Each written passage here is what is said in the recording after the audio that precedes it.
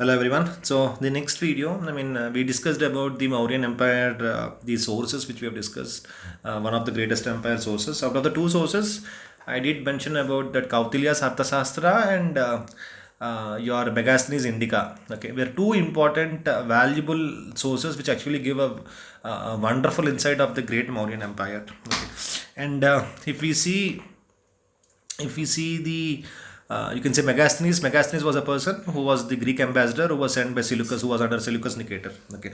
Now, if we see the dynastic history, the next topic is your dynasty history, the dynastic history of the Mauryans. Okay. We do know that the first person was your Chandragupta Maurya. Chandragupta Maurya was the first greatest national ruler, the greatest national ruler. In fact, they say he was only he did rule, he did occupy only the North India. He went to northwestern part and then to eastern part, but southern part was still left out. But still, he was considered as the first great national ruler, the first great national ruler. Okay. After Chandragupta Maurya, you have Bindusara. You have Bindusara. Okay. Remember, it's not Bimbisara, it is Bindusara. Okay.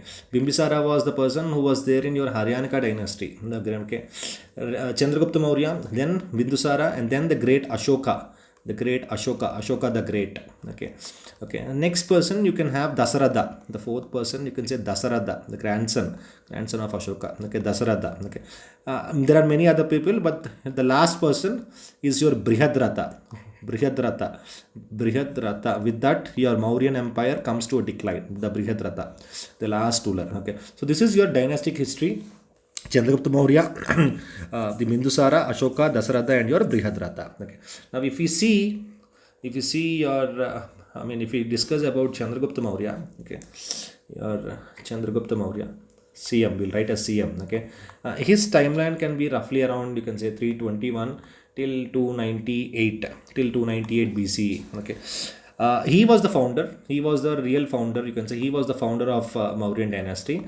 We do know that he defeated the great Nanda. The Nanda he defeated. The Nanda dynasty he defeated. Okay, and then after defeating Nandas, he inherited a huge army. He took back a huge army. In fact, remember one point that Mauryans were one of the two people you can say in the history. One is your Mauryans. And number two, it's your Mughals who maintained a huge army, a very huge army. Okay, so these two people are considered to be two of the greatest empires, you can say, who maintained a very great standing army, you can say, the greatest army in the entire history of India. Okay, so he acquired a huge army from Nandas. We discussed one point during Nandas that Nandas, out of all the people who ruled Magadha, okay, Nandan dynasty were the people who actually had a tremendous influence over Magadhan region, and especially Mahapadmananda. He was the greatest ruler who ruled Magadha region. Okay, so from this period, you can say from these people, Nandas, Chandragupta Maurya was able to inherit a huge army. Okay, remember that point. Okay. And he also actually was able to occupy because he was able to take over the advantage of the weaknesses that was growing in the we can say the unpopularity of the Nandas. He defeated them, one because of Chanakya, with the help of Chanakya, with the help of also call your Vishnugupta. But apart from Chanakya's help, he was able to understand the weakness. He took the advantage of the weakness of Nandas. The entire weaknesses of Nandas was able to overthrow. Okay, so he took this advantage. Okay, and he established the rule of Mauryan dynasty. Okay, in you can see later Chandragupta Maurya, you can say roughly around 307 or 305 BC. He slowly moved towards, after occupying because establishing himself in central India, northern India, he slowly moved towards northwestern part. Okay, northwest, and we do remember that in the northwestern region, which was when we discussed the 16 Mahajanapadas, you have Cambodia, Gandhara, and all. Northwestern part was completely having instability, and because of the instability, the Janapadas were overthrown by the foreigners. We can say, and the foreigners which we have, one is your Persians, and the other one is your the Greeks. Okay, so he was able to now move towards northwestern part. There were some textbooks which say that Chandragupta Maurya did meet Chandragupta Maurya was able to meet Alexander. There was a meeting between Alexander and Chandragupta Maurya. Some texts do mention that.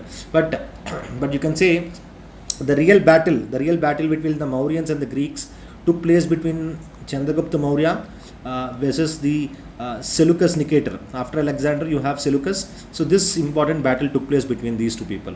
In this battle, you can say Seleucus Nicator defeated, okay, and he established himself in the entire northwestern region. So now the northwestern region is also under the complete rule of Mauryan Empire, which was earlier not. Because of the kind of instability, or you can say the political chaos which was present in northwestern region, that made these Persians or the foreigners coming back to northwestern region and all.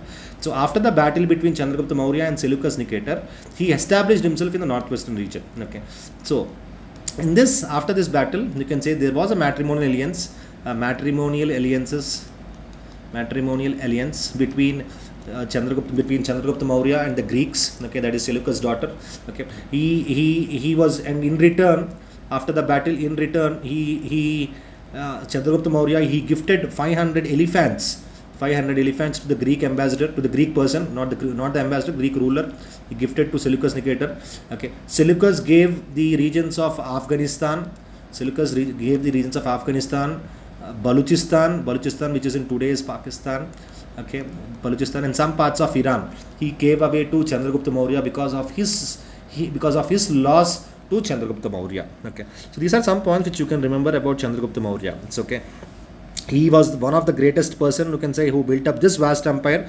Okay, and slowly after he defeating Seleucus and he occupying northwestern region, he then started moving towards eastward direction. Where he occupied parts of Bihar, the entire Magadhan region. He occupied Orissa, and some parts of Bengal,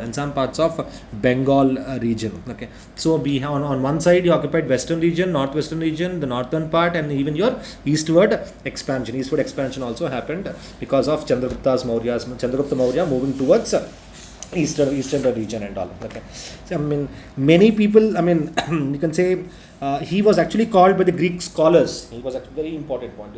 He was actually called by Greek scholars as Sandrocotus. He was called as Sandrocotus. Remember this point. Who was actually called as Sandrocotus? Chandragupta Maurya was actually called by Greek scholars, who the scholar name is William Jones. He termed him as Sandrocotus. Okay, in fact, it was William Jones who said that there was a meeting that happened between Chandragupta Maurya and Alexander. Alexander was the person who invaded northwestern India. Roughly around 327 BCE, Alexander invaded northwestern India. Okay, and he was the person who said that there was an conflict between Seleucus Nicator. Okay, Seleucus Nicator was actually one of the general of Alexander. Okay, conflict happened between these two and all. Okay, so. And then after the battle, you can say between Seleucus. Okay, one more point. Megasthenes, who was the ambassador, was sent by Seleucus to Mauryan Empire, to Mauryan court. He was sent back. We know the important book of Megasthenes, which is your Indica.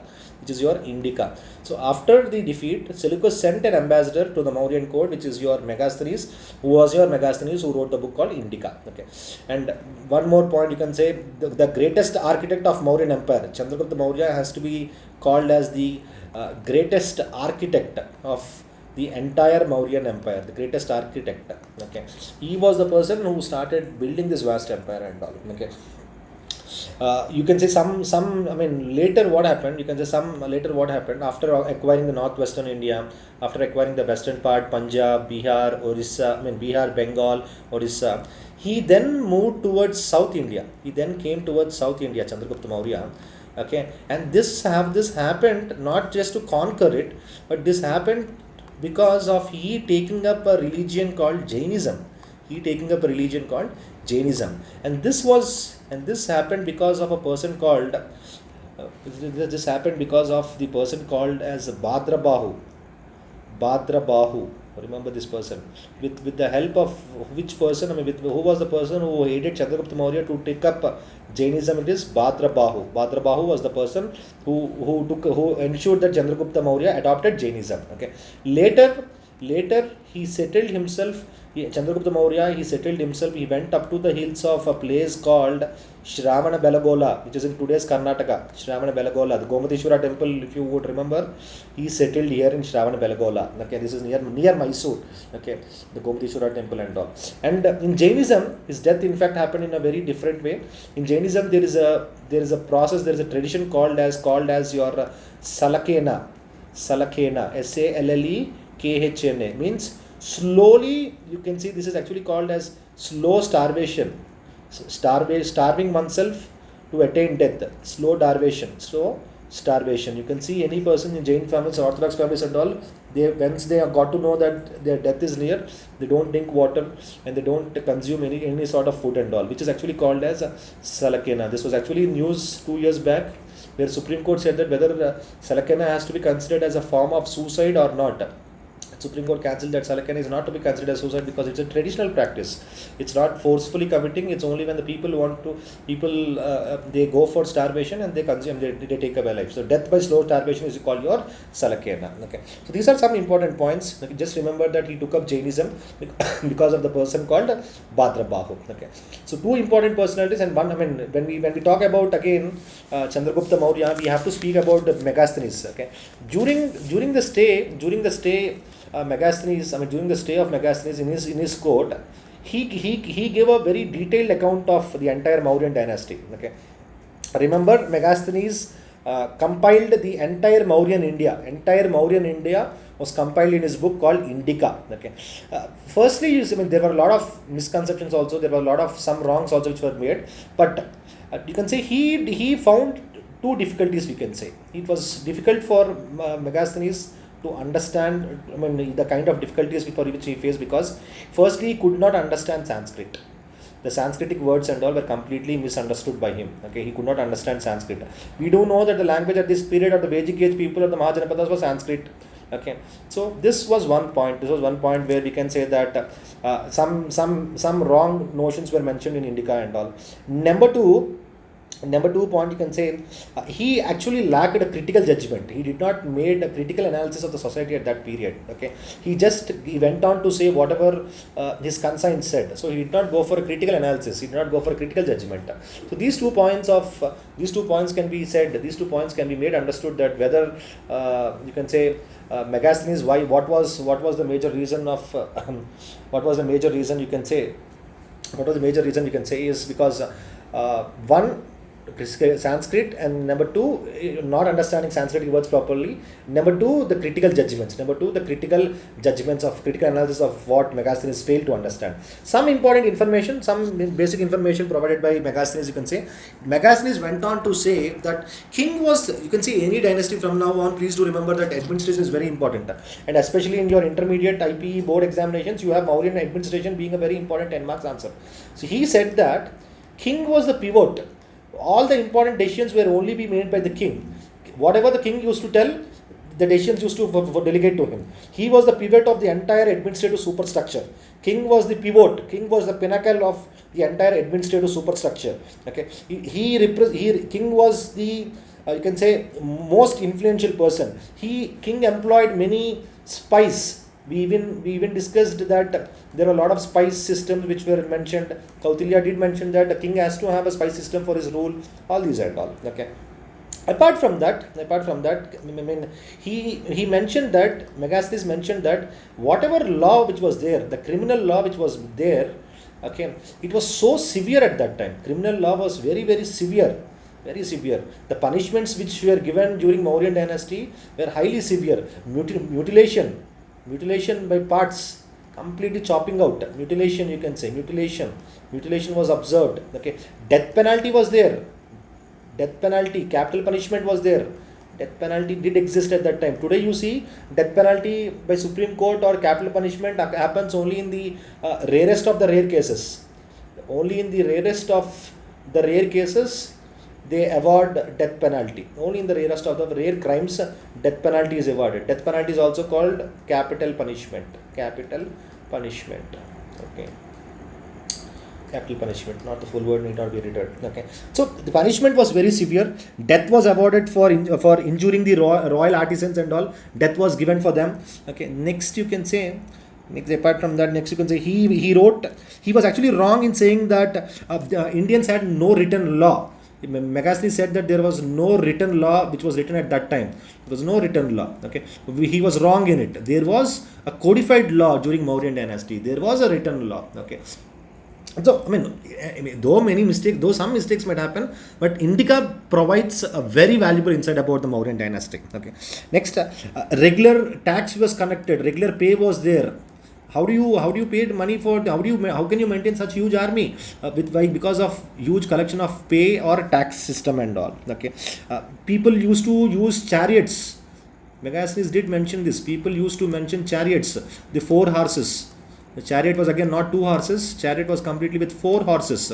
Okay, swords were very popular. Sword making was a very big industry at that period. Okay, arrows, bows, javelins were additional arms. The javelin throws which we have now, javelins, arrows were additional arms. Okay, he was again wrong in saying that there was never any famine that occurred in India. He was completely wrong in this particular aspect.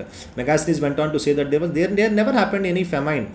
Famine never occurred. Famine never occurred in India. But this was wrong. We could find, because in some places you cannot see that there was no agricultural surplus in some places and all.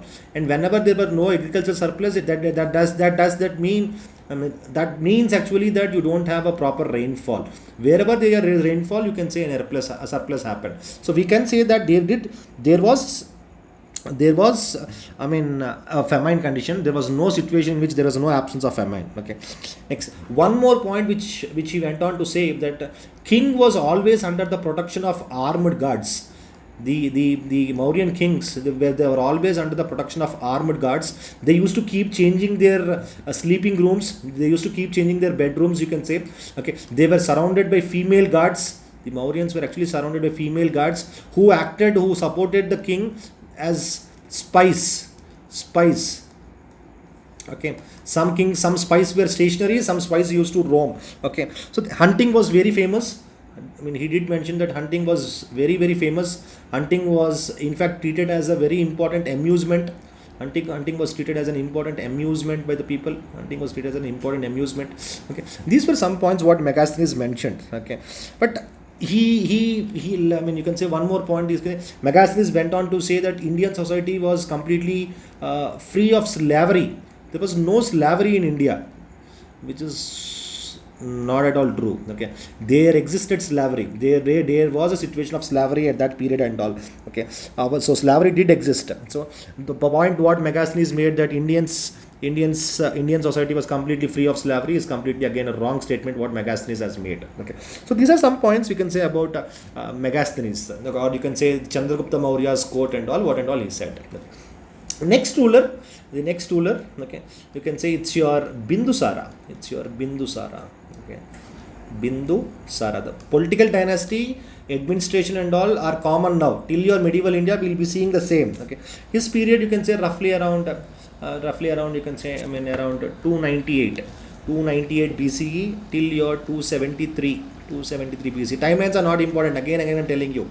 Okay, Bindusara, I mean, the son of Chandragupta, the son of Chandragupta Maurya. Okay, he was actually known as Amitragata. He was known as Amitragata, which means the destroyer of enemies. Amitragata, or the slayer of foes. Slayer means to chop off. The slayer of foe. Foe means an enemy. Okay, is called as Amitragata. Okay, he actually, you can say Bindusara. He was also called by, I mean, in your Buddhist texts like Mahabhashyam and all, he was called as Amitrocrats. In Buddhist text and all, he is called as Amitrocrats. Again, the destroyer of foes. Amitragata, the destroyer of enemies. Okay, and I mean, But though the Buddhist texts mention about him, we can say that many of the Buddhist texts were completely silent on the rule of Bindusara. Now, though most of the Buddhist sources, they mentioned about the entire Mauryan kingdom, but they were silent on the rule of the Bindusara. Okay, because he actually took up a religion. A completely unorthodox one, called as Ajvikism. Remember that Ajvikism. Okay, the founder of Ajvikism sect is again important. Makkali Gosala. Okay, he was the person who who started this Ajvikism. Bindusara took up this particular sect. Okay, Ajvikism people are actually naked. They are naked. They actually believe in the concept that everything in life is predetermined. You need not do anything. It's already predetermined. Okay, everything has been already written in your life. That's how they say. They drink. Okay, they wander from place to place. That is their more. So Bindusara took up this particular sect. This particular sect. Okay, and this particular and you have to remember that one person who founded this Ajivika sect is your Makkali Gosala. Okay. When it comes to the kind of successful, what was the major success of Bindusara and all? He was the person actually who occupied the land between the two seas. They say India. If you see, India is the land between two seas. The land between two seas. That is your Arabian Sea and your Bay of Bengal. Arabian Sea and your Bay of Bengal. Okay. He was a person that. He who occupied the entire land of two seas. Okay, in fact one more Tibetan monk Tarnath. Okay, who was actually 17th century.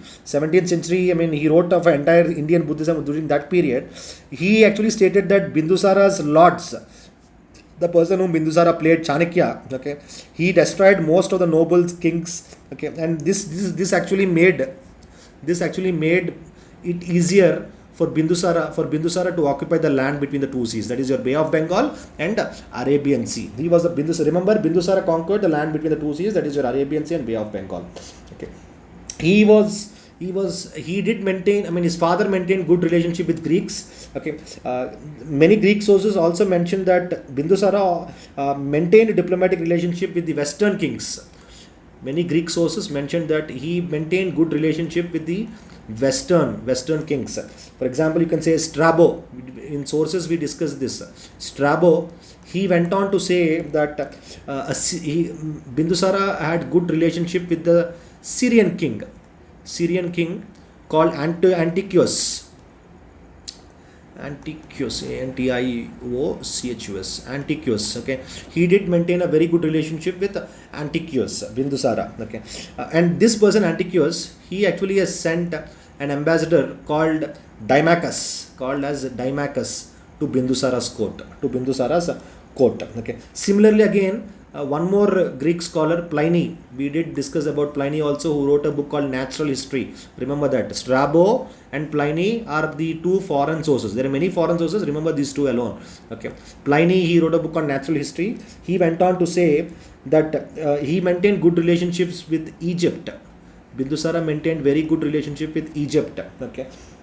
And the Egyptian king, okay, he also Philadelphus, need not remember the name. He also sent an ambassador to India. Okay. Next, one more important point here we can say, the Syrian king, when the Syrian king, he has sent the Dimachus to his court. Bindusara asked him three important things. Bindusara asked him three important things. Number one, he asked for dried figs.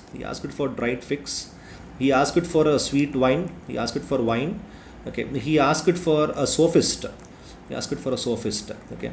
The Syrian king has sent 1 and 2, but third one was not sent. The third one, because as per the Greek sources, a sophist is not a person. As per the Greek sources, Greek law actually forbids a sophist to be sold. The Greeks actually they consider it as completely unfortunate. So the law does not allow. It forbids a sophist to be completely sold out. Okay. So these are some points with respect to, you can say. You can say one more important point. Under it is Bindusara's rule, almost entire the subcontinent, as far as you can say till Karnataka was under. The entire subcontinent. It is during Bindusara's period. You can say the entire subcontinent till Karnataka was under Mauryans. Okay, Remember Chandragupta Maurya, we have said that only the northern part, northwestern part and the eastern part. So it is during his period that you can say the entire subcontinent, during Bindusara's period, the entire subcontinent came under the influence of the Mauryan suzerainty, the Mauryan rule, the Mauryan authority. Okay. I mean, during, I mean, you can say many other points also were mentioned in some other Buddhist texts and all, but these are some important points with respect to Bindusara. If you see the kind of, I mean, these people took up, his father took up Buddhism, his father took up Jainism, he took up Ajvikas and all. But if we go to the origin of Mauryans, there are many theories with respect to what, I mean, many views with respect to the origin of Mauryans. This is also one important topic which we missed out. Okay, if you see the views, many views came out on the origin. Who are they actually? Okay, for example, if you see the Brahminical sources, they tell that Mauryans are Shudras. Okay, the Jainism, the Jaina books, the Jaina text, they tell that Mauryans belong to a particular tribe called as Maurya tribe. They belong to a tribe called Maurya tribe. Maurya tribe means peacock trainers. Maurya tribe means training of peacocks. The peacock trainers, Maurya tribe. Okay. Buddhist sources, they actually connect them. The Buddhist sources, they actually link the origin of Mauryans to a particular tribe again called as Sakya tribe. They again called Sakya tribe, but they mention that Chandragupta Maurya belongs to a Kshatriya caste. They mention that a Kshatriya caste. Chandragupta Maurya belongs to a Kshatriya caste. Okay. Some historians, you can say, for example, your Vishakadatta. Vishakadatta's Mudra Rakshasa. Mudra Rakshasa. Okay, it actually links up the Mauryans with, they had origin with Nandas. And Nandas, we know Nandas are Shudras. Okay, so this book mentions about, I mean, this is a drama. Vishakadatta's Mudra Rakshasa is a drama with respect to the achievements of Chandragupta. Buddhist sources, they belong to Kshatriya. Jaina says they are peacock trainers. Okay, and your one historian called Romila Thapar, very very important. I mean, Romila Thapar, historian, great historian. Okay, Romila Thapar mentions that okay, the Chandragupta Maurya actually belonged to a Maurya tribe. Okay, but later his family, I mean, though Chandragupta Maurya belonged to a Maurya tribe which is a low caste, but later the entire family belonged to Vaishya community. Okay, so different views about the origin of Mauryans. Okay, for example, you have an inscription. This is also important. Junagadh inscription, they say. Junagadh inscription. Remember, the Junagadh inscription was by Rudradaman. We'll later come to know who was Rudradaman. Okay, he in this inscription, this is an archaeological evidence. The above and all are literary evidences. This is an archaeological evidences. In the Junagadh inscription by Rudradaman, he mentions that Mauryans were again of Vaishya, origin. They were of Vaishya origin. Okay, so different theories. But however, out of all the theories, we can say that Mauryans actually are of a Kshatriya caste. That is one accepted point, accepted view. Okay, so with this we have discussed about the political dynasty, the views of the origin of Mauryans. Okay, what we do in the next video, we go for the next important political king, which is your Ashoka the Great. I mean, roughly his timeline, you can say roughly around 273 to 232 BCE, his timeline. Okay, 273 to 272 BCE. Okay, so all these are important till now. Okay, remember what and all achievements Chandragupta Maurya has done, and he is considered to be in your NCERT. You have important questions of how was Chandragupta Maurya the greatest national ruler. Okay, Remember about the court poets. Remember about the no court poets. Okay. Remember about the three misgivings given by Megasthenes, that he said that there was no written law. He said there was no slavery. He said that there was no famine. But all these three did exist in India. All these three did exist in India and all. Okay. The names of Bindusara, he was called as Amitragata by the Greeks. Okay. That is your Amitragata, or your Amitra codes, Samitra codes, while the, I mean, Mahabhashyam tells that it is a Mahamitra Gata, that is the destroyer of enemies or the fear of enemies and all.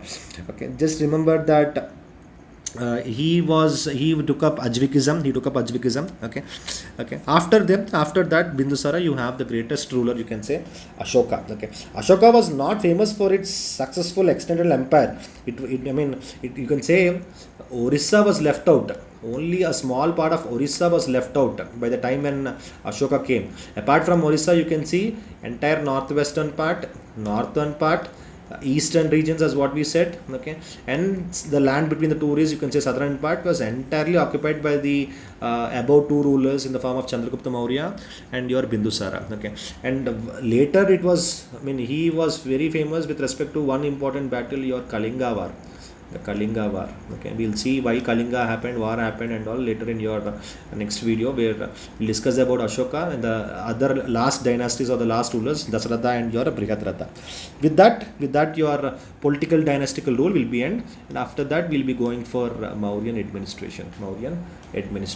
Okay, clear? Okay, thank you.